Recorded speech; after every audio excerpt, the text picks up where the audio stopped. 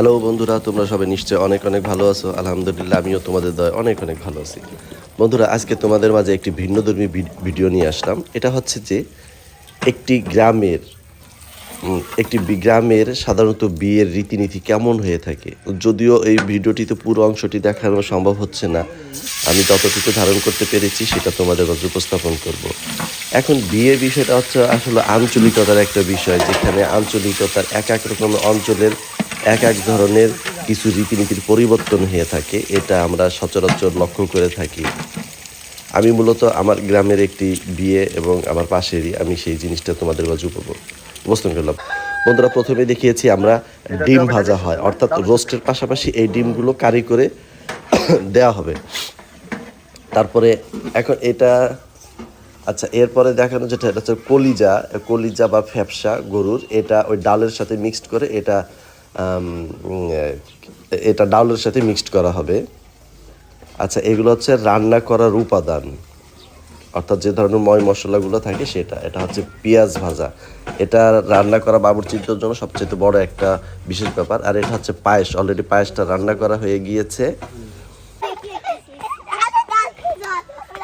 বিয়ে উপলক্ষে গ্রামের বাচ্চাদের অনেক আনন্দ লক্ষ্য করা যাচ্ছে।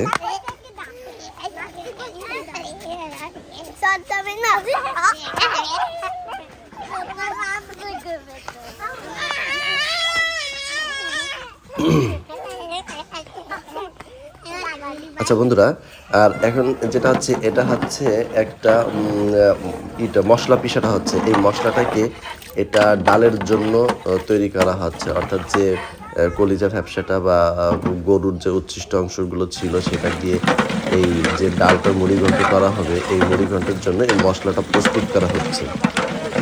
এরকম আমি যতটুকু জানি যে এরকম বাংলাদেশের অনেক জায়গায় এরকম হয়ে থাকে বা এরকম করে থাকে।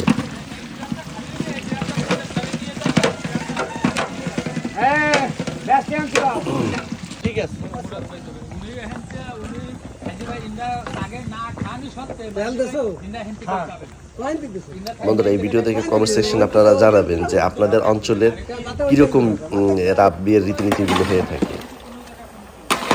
বন্ধুরা, এটা গরুর মাংস রান্না করা হবে এবং তার প্রস্তুতি হচ্ছে এখানে 2টা ড্যাগে গরুর মাংস পাক করা হবে। এটা হচ্ছে প্রথম ড্যাগ। এটা প্রথম অবস্থায় মশলা দিয়ে এই গোশটাকে কষানো হচ্ছে।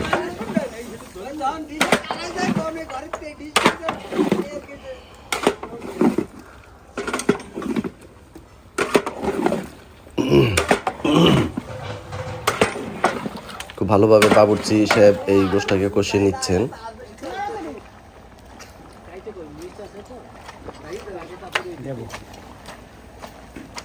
বন্ধুরা, আমি আবারও বলে থাকি যে এক এক অঞ্চলের রীতিনীতি, বিয়ের রীতিনীতিগুলো সাধারণত অনেকটা পার্থক্য হয়ে থাকে, যেটা আমি আমার দেখেছি, যেটা বিভিন্ন এই বাংলাদেশের প্রতিটা অঞ্চলেরই প্রত্যেকটা বিয়েতে কোনো না কোনো রকম পার্থক্য থেকে থাকে। এটা প্রত্যেকটা ক্ষেত্রে বিয়ের একদম প্রথম শুরু থেকে শেষ পর্যন্ত অনেকটা পার্থক্য থেকে থাকে। আচ্ছা বন্ধুরা, এটা আর একটা প্রায় রান্না হয়ে গিয়েছে। আর এর প্রথম স্বাদটা আমি নিয়ে নিয়েছিলাম। এর সাথে আমি প্রথম নিয়েছি এটা লবণ মশলা ঝাল সব ঠিক আছে কিনা। এটা নেওয়ার পরে আর পাশে আর একটা ডেকচিতে নতুন করে আর একটা বসানো হলো এই গোশ।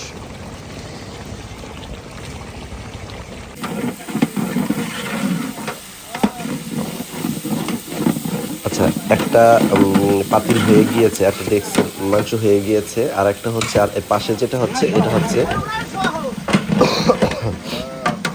মাছের জন্য প্রস্তুত করা হচ্ছে এইটা। আর এই যে দেখতে পাচ্ছেন লেটেস্ট একজন বাবুর্চি, এটা আমি নিজে অল্প সময়ের জন্য একটু খুন্তিটা ধরেছিলাম। আমাদের বাবুর্চি রোজ পাক করবে মশলা। এর ভিতরে এখন কি আসবে? মাছ। ও, মাছের মশলা না?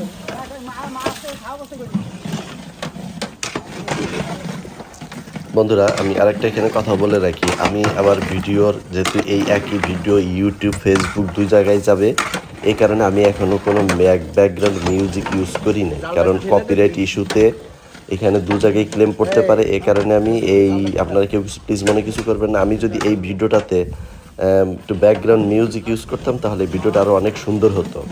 কিন্তু আমি এই কপিরাইট ইস্যুর কারণে আমি এখানে ব্যাকগ্রাউন্ড মিউজিক ইউজ করি নাই।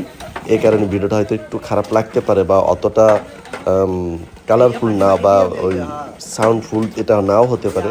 তো এই বিষয়টা আপনারা একটু প্লিজ মনে রাখবেন। আমি এখানে ব্যাকগ্রাউন্ড ইউজ করি না, যেহেতু এই ভিডিওটা ইউটিউব এবং ফেসবুক দু জায়গাতেই যাবে। আচ্ছা বন্ধুরা, এই হচ্ছে চিংড়ি মাছ। চিংড়ি মাছটার উপরে আগে মশলাটা দেওয়া হয়েছে। মশলাটা দেওয়ার পর এখন এর আগে আমি দেখিয়েছিলাম যে মশলাটা করা হয়েছে, ওই চিংড়ি মাছটা ওই মশলার ভিতরে দিয়ে কিছুক্ষণ নাড়াচাড়া করে দেওয়া হলো।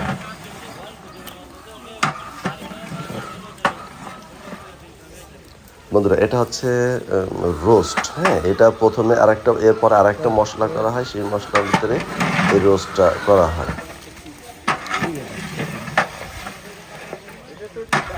বন্ধুরা, রান্নাবাড়া প্রায় শেষ পর্যায়ে। এখন কিছুক্ষণের ভিতরেই, প্রায় আজকে জুম্মার দিন, তাড়াতাড়ি রান্নাবাড়া হয়ে গেল। এক কিছুক্ষণ হয়তো বড় চলে আসবে। আমরা নামাজ কালাম পড়ে এখন একটি অংশ খাওয়া দাওয়া অলরেডি শুরু করে দিয়েছে। এটা কোনে পক্ষের এখানে আমাদের যে ভাগিনা মিকাইল আছে, এই যে ভাতিজা ইয়াসিন। আচ্ছা, এরকম অনেকেই এখন কোনে পক্ষের প্রথম যারা যারা আসছে তাদেরকে অলরেডি একটি বেস বসিয়ে দেওয়া হয়েছে।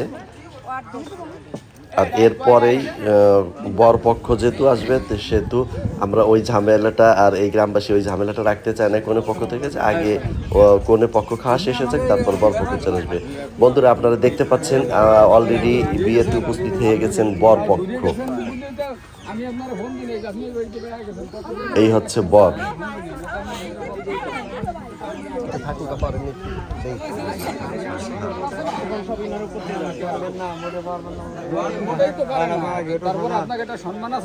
আসলে এখানে বিয়ের গেট যেহেতু রয়েছে, এখানে এই গ্রামের এই বিষয়টা খুব ভালো লাগে।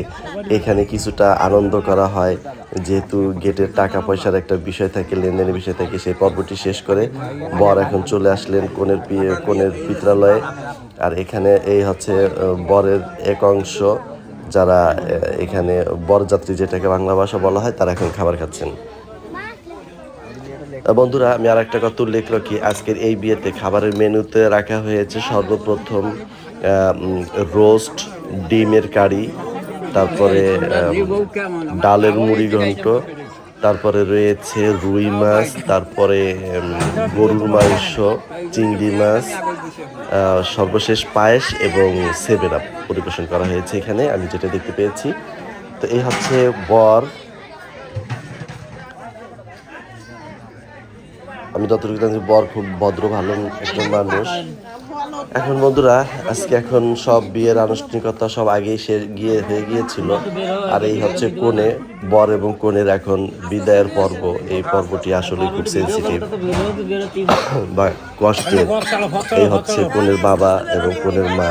তা বর কনেকে বরের হাতে বুঝিয়ে দিচ্ছেন, যেটা আসলে খুব কষ্টদায়ক। একজন বাবা মা তার সন্তানকে সারা জীবন লালন পালন করে বড় আদর মমতায়, কনের বাবা খুব কান্না করছেন, খুব আদর করে হৃদয়ের সর্বস্ব দিয়ে একটি কন্যা সন্তানকে লালন পালন করে। সেই কন্যা সন্তানকেই চিরাচরিত নিয়মে আজকে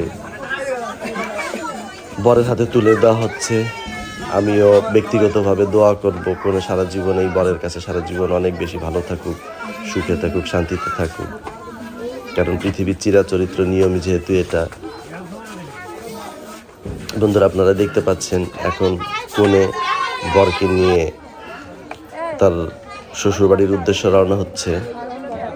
আত্মীয় স্বজন, পাড়া প্রতিবেশী সবাই বিষয়টাকে খুব অন্যভাবে নিয়েছে, মানে সবাই কান্নাকাটি করেছে। আসলে আমি যতটুকু এই বিয়েটা ধারণ করতে পেরেছি, এটা আমার যেহেতু রিলেটেড বা আমার রিলেটিভ, এই মেয়েটা অত্যন্ত ভদ্র ভালো একটি মেয়ে এবং এলাকায় তার যথেষ্ট সুনাম প্রশংসা রয়েছে।